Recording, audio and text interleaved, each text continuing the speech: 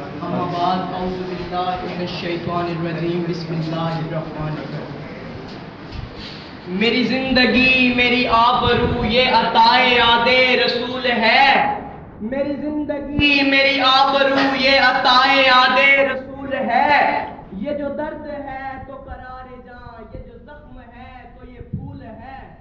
یہ بڑے نصیب کی بات ہے کہ تیرے لب پہ انجم میں خوشنما، کبھی حمد رب جلیل ہے تو کبھی نعت پاک رسول ہے۔ جناب صدر محفل، معزز و محترم اساتذہ کرام اور میرے ہم مکتب طالب علم ساتھیوں، میں آج اس ہادی برحق کے بارے میں لب کشائی کی جسارت کر رہا ہوں جو عمل کرتا چلا گیا تو قرآن کے 30 پارے بنتے چلے گئے، اگر اس نے اپنے نورانی لب کھولے تو کئی لاکھ احادیث مرتب ہوتی چلی گئیں۔ جناب والا،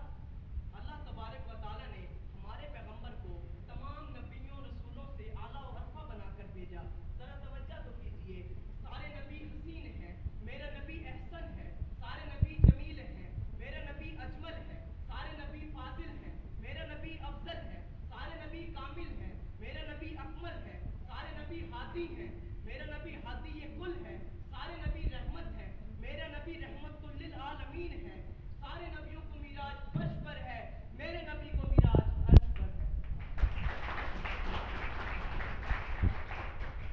سامعین کرام، بات آ گئی میراج کی۔ میراج والی رات ہمارے پیغمبر اس مقام پر گئے جہاں نہ زمین نہ زمان نہ مکین نہ مکان نہ انس نہ جان نہ متا نہ کیف نہ شتا نہ سیف نہ سایہ نہ دھوپ نہ چاندنی نہ روح نہ خوشی نہ غم نہ رنج و علم۔ آپ اس مقام پر گئے جہاں رحمت کے جلوے برس رہے تھے، وحدت الوجود کی آبشاریں گر رہی تھیں، میرا محبوب ادھر آپ کی صدائیں بلند ہو رہی تھی، ادھر دل کا کمل کھل گیا، ادھر رحمت کا در کھل گیا۔ اللہ تبارک و تعالیٰ اور اس کے اس محبوب کی گول میں اس کانفرنس کو اللہ تعالیٰ نے قرآن کے اخبار میں دے دیا کہ ثم دنا فتدلی فکان قاب قوسین او ادنی۔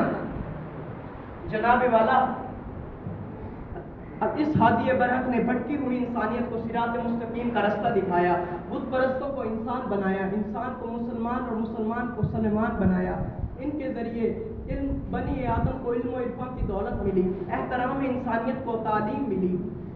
نقل محبت پروان چڑھا، قتل و غارت کے رسیاں امن و آشتی کے پیمبر بن گئے، بیٹیوں کو زندہ درگور کرنے والے، بیٹیوں کے سر پر چادریں رکھنے والے بن گئے۔ اسی لیے تو شاعر تڑپ کے کہتا ہے کہ درفشانی نے تیری